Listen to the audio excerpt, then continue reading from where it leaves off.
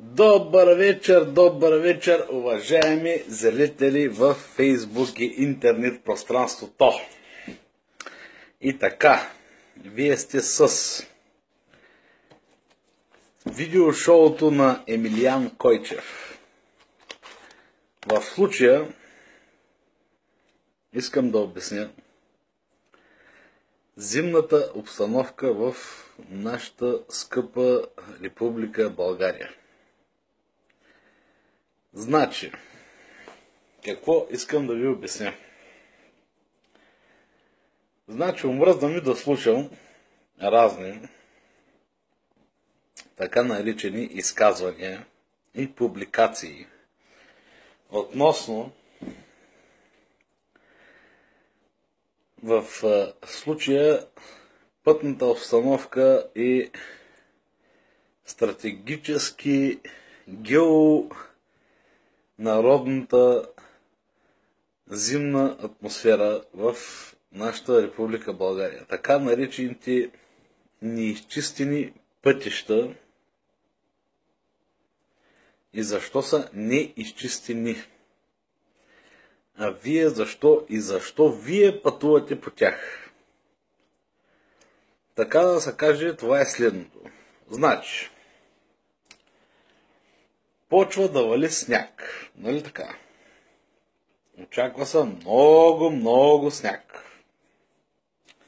И, съответно, какво става в нашата родна Република България? Прогнозата е следната. На места 80 см, на места 50 см, на места 30 см, на места 20 см, на места 10 см. Там, където е 10 см, всичко е почистено. 20 см всичко е почистено. Пътища, сухи, благодарение на вятъра, благодарение на атмосферните условия, обаче над 30 см положението става трагично. И почват. И такива разни публикации с Фейсбук, примерно YouTube и така нататък, където пътя е да си къде е, примерно Велико Търново, Бяла, нали, примерно. Където съответно, ако говорим примерно Велико Търново, Бяла, е път с планинска проходимост, което се намира в Северна България, което ще рече, в Северна България вали много сняг. Нали така? Не е като, примерно, Нова Загора, Раднево, примерно. Оттам какво следва? И физически е невъзможно да се изчисти снегът, примерно, от Велико Търново до Бяла или от Велико Търново до Трявна, да говорим. Съществено. Така. И вие почвате съответно. Ето сега. Снегът е непочистен. Плащаме 97 лева винетка. Обаче снегът е непочистен. Така.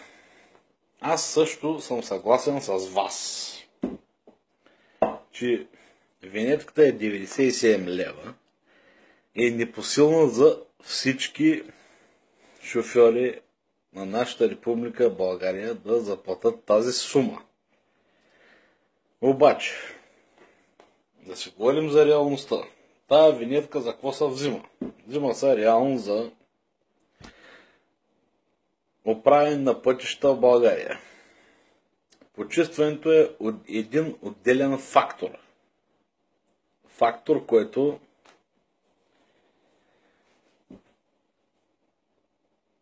биха го нарекли фактор на или източване на пари, или закърпване на пътища, които не биха така добре закърпени, както трябва. Обаче, за какво искам аз да се изкажа по въпроса? Значи, омразна ми да ви слушам статусите във Фейсбук. тук е имало сняг, там нямало сняг. Значи от една страна се радвате на снега, че децата ви играят, правят си снежни човеци, радват се на снега, правят си снимка тип парам на снега и се снимам. И детето щастливо, радостно, баба му купила шийничка за Коледа, за Нова година. И детето щастливо, радостно, плеснато на снега там, нали, с снимката, както и да, нали, в дълбокия сняг, голяма работа, нали? Обаче, какво следва от тук нататък? Тръгвате вие с автомобила си и не може да изгазите пред блока, в който живеете. И какво почваме сега тук? Защо не е чистен пътя пред блока? Ами какво следва? Да се зададем няколко въпроса. Значи следва така. Първо, на възможностите на нашата Република България, това е невъзможно да ви изчистят пред блока, защото държавата ни е бедна и съответно няма възможност всеки снегорин да мине пред вашия блок. Пак той дори да мине, вашите коли паркирани по паркинга застояли от 5 дни, той ще ги затрупа с пряспа. След това ви трябва да чисти с лопата долу-горе около 4-5 часа, за да си отровите колата, защото снегорина е мила и ви е засипал колата. Нали така? Да си говорим за реалността. Така.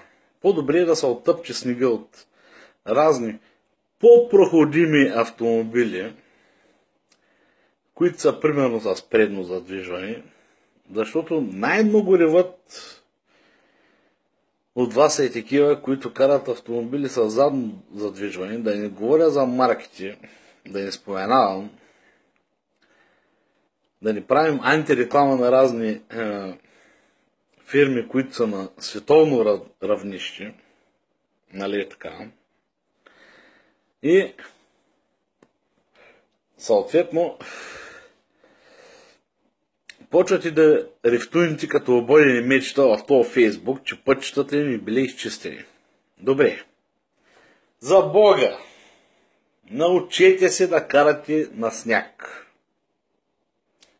Просто се научете да карате на сняг. Когато падне сняг, излезте навън, където живеете, било къща, било блок. Разчистете си снега от автомобила до основи. Значи, говоря включително и тавана и предния капак. Защото има разни ситуации, които се случват така, че могат да ви бъдат възпрепятствани по време на управлението на автомобила. Като, например, да ви се отлепи парче лед от предния капак и да ви затрупа видимостта по време на движение. Или другия вариант, който е да ви се отлепи парче лед от тавана на автомобила и да удари задният автомобил, който се движи зад вас, както на мен се случи преди 2 дни. Така. И какво следва? Междувременно на здраве.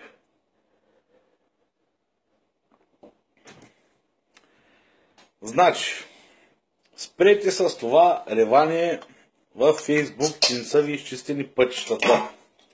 Пътищата. В нашата родна Република България, както знаете, от може би 5-6 години, 7, от 25 години, да си говорим за реалността, винаги са били непочистени. Обаче, на времето нямаше Фейсбук, нямаше интернет, нали, говорим преди 10 години, 12, нали. То си ги имаше, ама толкова не беше разпространен, защото не всеки имаше компютър в своя дом и в своя телефон и, нали, и интернет, така нататък.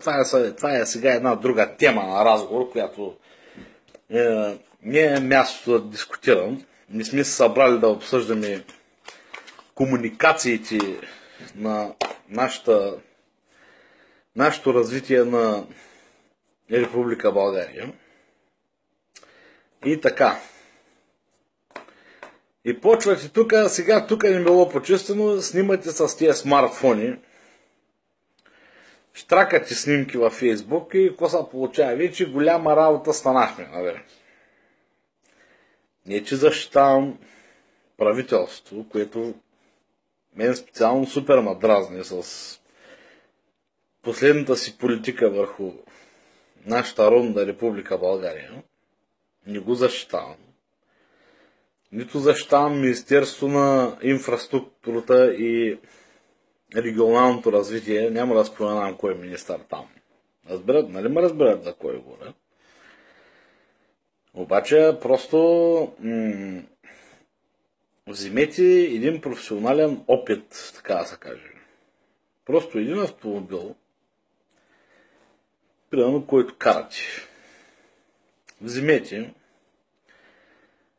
по възможност, надявам се да имате възможност, не всеки от вас имат възможност, примерно.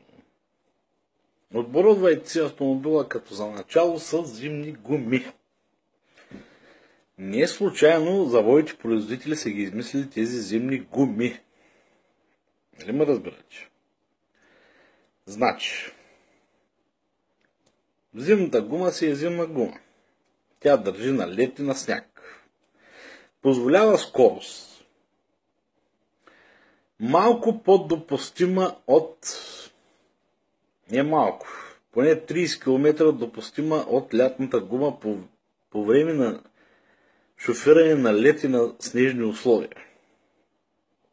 Значи, ако вие се движите с лятна гума с 40 км, аз с моите зимни гуми, които няма да казвам каква марка са, ви изпреварвам и минавам покрай вас като малка гара с поне 80 км.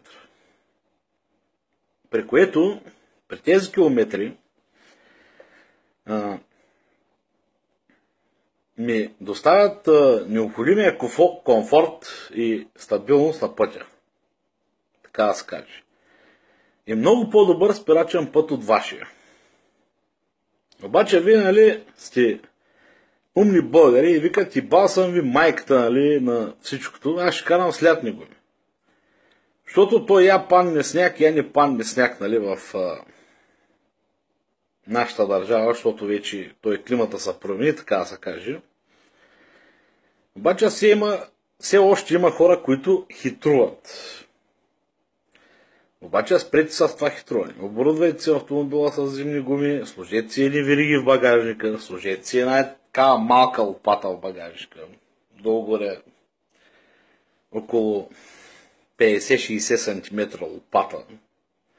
За всеки случай. Защото на мене ми се е налагало да я ползвам.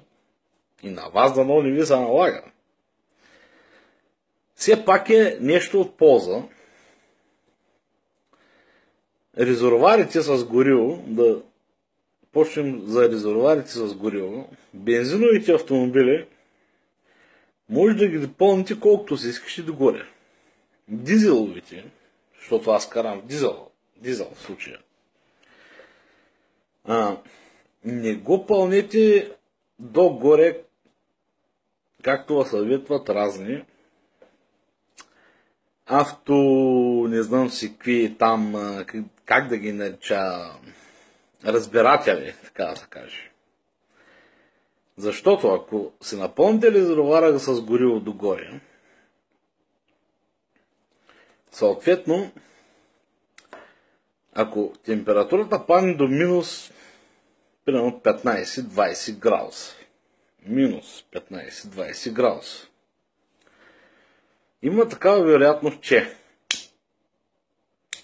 тръгвате Стартирате студен старт. Това говоря за дизеловите автомобили, нали, не за бензиновите. Обаче така, че резервоарът ви е пълен догоре, вместимостта е примерно на повечето е 70 литра. Двигателът взима от резервоара и връща излишно гориво в вашия резервоар, което съответно отива по тръбопровода до самия двигател и се връща обратно затоплено. Когато това нещо се затопли, температурата във вашия резервоар може да придобие температура от порядъка над 0 градуса. Примерно, нали, самата нафта не е замръзнала, нали, защото тя замръзнала, ви няма запалите, нали, примерно, защото по тръбопроводите всичко там, какво става, нали. Обаче гледайте да се държите половин завар, за да може това нещо да се затопля. Самата излишна нафта, която се връща от двигателя, затопля нафта в резервоара и води до някаква такава средна аритметична температура от 0 градуса. И така. Това е една от препоръките ми. Следващото, което искам да кажа, съответно за това, което се оплаквате от пътища, непочистени и така нататък, че имало 10 см сняг по тях. Значи да вземем, примерно, европейски държави, включително Щатите и Русия. Значи, почваме така. Цена Германия, нали така? Германия, какво правят? Почват, обаче имайте предвид, че Германия е държава с много силна икономическа инфраструктура. Пръскат по тия магистрали, пръскат по тия пътища, разни препарати. Няма сняг. Катастрофи винаги има. Не се заблуждавайте, че там няма катастрофи. Защото ако на вас не ви е известно, на мен ми е много известно и на 80% от аудиторията, която в момента ме гледа, че Германия е държава с магистрали, която е с неограничение на скоростта на магистрала. Значи, там може да дигнете до 240 и няма да вас снимат с камера. Примерно говорим. Даже има примери, в които в Щатите разни милионери, които имат елитни автомобили, качват се автомобилите на разни фериботи, пристигат в Германия и карат по известния автобан на максимална скорост, просто да се направят удоволствието. Което аз съм на тях и аз би го направил, нали? Така. На здраве междувременно. И значи Германия фърлят много препарати, снега се топи, няма сняг по пътищата. Обаче, значи, да вземем примерно Финландия, Швеция, Норвегия, страни от Европа. Как мислите, че и при тях? Според вас. Финландия, Швеция, Норвегия, най-северните страни в Европа, със сигурност при тях има сняг по пътищата. И лед, предполагам. Обаче хората карат с сериозни зимни гуми, даже, нали, зависи какъв е автомобил, слагат и вериги. Това е нещо нормално при тях. Ама там хората просто от ноември до март са подготвени, че ще вали сняг. И за тях това не им прави никакво впечатление. Взимаме другия пример, който е примерно в United States, Съединени американски щати. Значи, щата Аляска, това е същото положение е в щата Аляска.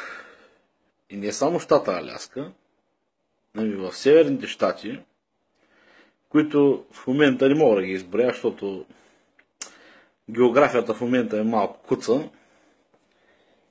Северните щати и Канада, примерно.